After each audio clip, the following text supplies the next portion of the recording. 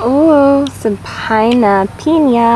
This is the name of my grandpa's garden, Jardin Melimelo. That means a little bit of everything. Here, I don't know if y'all see the green fruits, but those are guava plant. Some nice guava. Oh, he's growing some peppers. Some nice peppers over here. And then if you go up here, you can see some bananas. Bananas! Very sweet.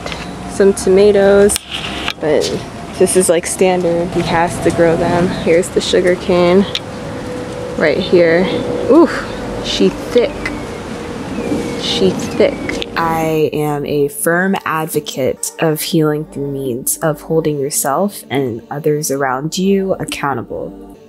Lately, I've been feeling like I can speak upon my own healing journey, but little did I know that I was just scratching the surface the whole entire time. I wonder at what point in life will I feel like I'm done scratching the surface and I'm actually digging. The mental models that I have for those closest to me in my life are tumbling down and I'm not sure how to proceed forward. You don't want to look the ugly demon in the face, but sometimes you have to call things for what it is. Actually, why sometimes it's necessary to call out the truth whenever you have the eyes to see and the ears to hear. I'm feeling a lot of emotions, but also feelings of relief. It's almost like I've been waiting all of this time to release the memory in order to patch up the hole in my heart again. This is what healing is about. Welcome to the real world. I'm tyraverified, and if you're watching, that means you're verified by association. So I'm currently in Orlando, Florida at my grandparents' house, and my grandpa has this beautiful garden. I wanted to vibe outside and really enjoy the summertime. I know a lot of people don't with the humidity, but me personally, I love humidity. It makes me feel so alive and in tune. Don't mind all of the noise in the background. We got a weird insect screaming out for dear life. The AC's pumping out in the back, and we need that in this house now, okay? And I wanted to come out here and vent a little bit / share something informative for people who may not quite understand. And it's the topic of Black excellence. To be young, gifted, and Black. So I've been reading Loud Black Girls, and this book has been transformative. It's not that I needed to learn a lot from the book, because hello, I am a loud Black girl, and one of the most profound quotes in the book stated, "Being a loud Black girl isn't about the volume of your voice, and using your voice doesn't always mean speaking the loudest or dominating the room.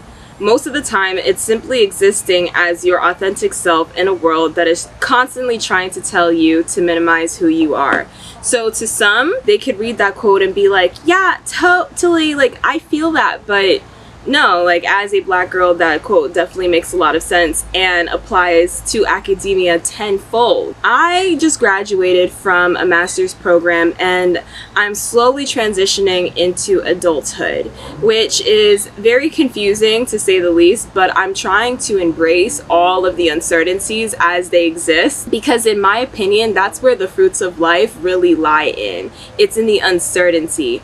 If things always go your way, how exciting is life?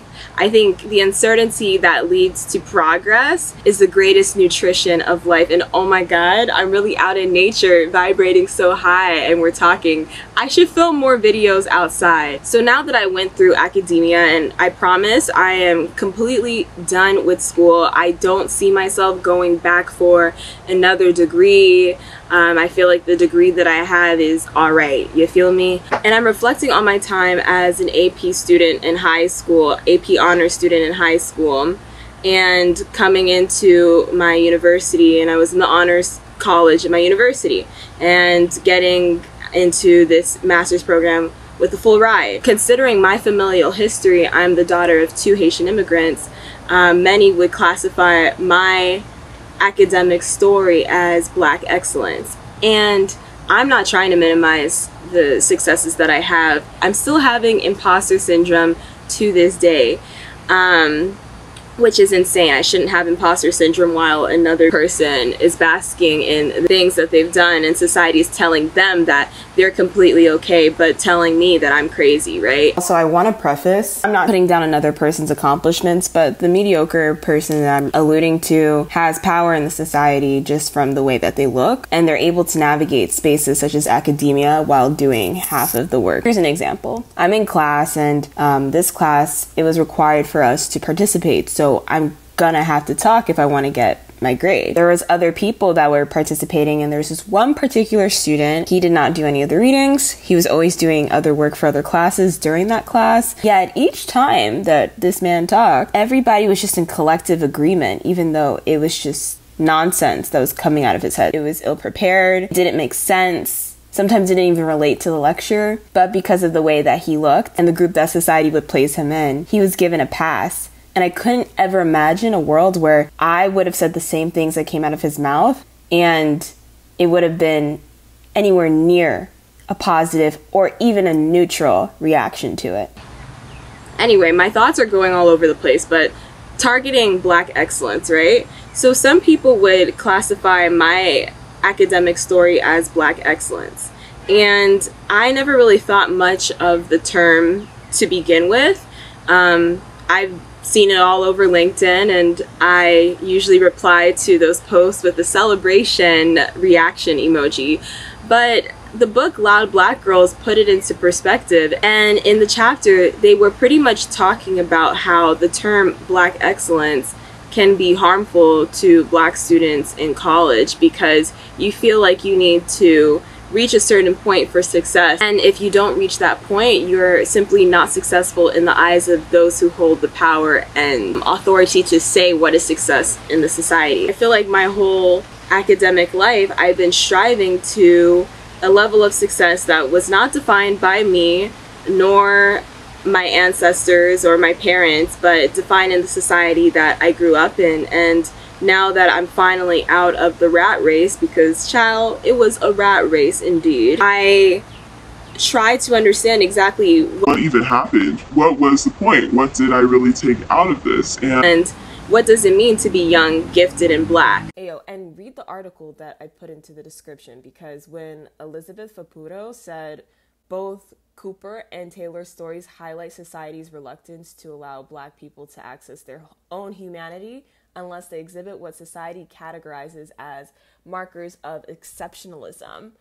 I felt that. And my cat even meowed. So we all feel the energy in here. Also added, as a Black woman, my birth certificate proves I exist, but should I have to appendix my CV to it to justify that experience? Deep. That's exactly what I'm going through, and hopefully this helps other people going through the same thing. Why do I often see Black excellence be pigeonholed into academia, and not just any type of academia, but the academia that has been curated by those who hold the power in the society? Let me know. And I'm saying this as somebody who has benefited from academia. This degree and all the other degrees that I've gotten will still continue to help me get economic capital, but overall I don't really see this correlating to my happiness. So that was my little tidbit on Black excellence. I'm not saying that it's bad, but it's definitely important to understand the implications of a phrase before you start using it everywhere. I don't think that it's bad to call someone Black excellence. It's important to break down. It's like the same thing as the strong Black woman trope, right? People don't want to use that all. Personally, I like to be called a strong Black woman, but I understand that, you know, that's not the only trope that we have, and it's not the only thing that makes up my being.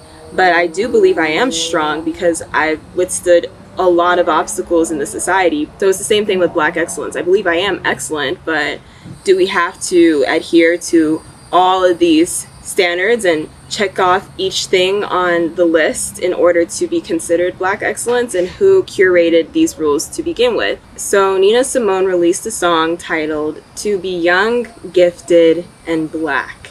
The lyrics were by Weldon Irvine. This came out in the peak of civil rights, right? This came out in 1970s, and it was a very empowering song. It showed that, hey, you can be Black, you can be young, and you can be gifted. No need to worry for what the dominant powers in society have to tell you. You find the power within yourself because, hey, you're a human being. So what does it mean to be young, gifted, and Black? Well, through my lens, I think it takes a lot of self-reflection, and I don't think in this life you're ever really done reflecting on your experience, especially an experience for those beings who look like me. It's being able to understand how to push through the obstacles, notwithstanding the chatter around you. It's the ability to see the beauty despite the hypnosis that has been taking place, despite the programming that is attempting to take your pride away. It is the ability to have confidence even when the whole world is telling you that you're not enough. It's the ability to push through and persevere because you understand your lineage and the power. So to me, that is what Nina Simone's song was saying. Again, you hear these quotes all the time. You hear people talking about what it means to be confident, but I don't think people really run through the steps of how that confidence was gained. And it's gained through strength, psychological strength, right? It becomes so obvious if you have the eyes to see. It becomes so obvious that you can't help but feel like you do have to pick a side. One side feels like you're not really belonging to a space, but instead being a puppet to the string masters. And the other side feels comfortable. But in order to find that comfort, you have to understand your own unique rhythm, and that takes soul searching and learning more about your history. In this society, you know, I was watching older videos with older heads. I mean, back in the 30s, they were born in the 30s, the 40s, talking about their experiences in America then versus our current experiences now as millennials, Gen Zers, etc. And it's drastically different. Like, let's be real, it was a lot harder to be Black back in the 60s than it is in 2021. But just because I said it was harder doesn't mean that it's easy now. It was just harder back then. And I like to learn from my elders, because without their strength and without their perseverance, we would not be in the space that we're at currently. So I like to listen to older videos, you know, vintage YouTube videos. I'm gonna link some of them in the description, showcasing what they were going through and what the thought leaders were teaching the community. And so in current day, I think to be young, gifted, and Black is to, number one, understand your history, but then number two, also want to be a thought leader. Just a lot of things happening on social media. I feel like people are losing themselves slowly but surely. I want to make a video about a social media cleanse. I'll probably make one after this one. But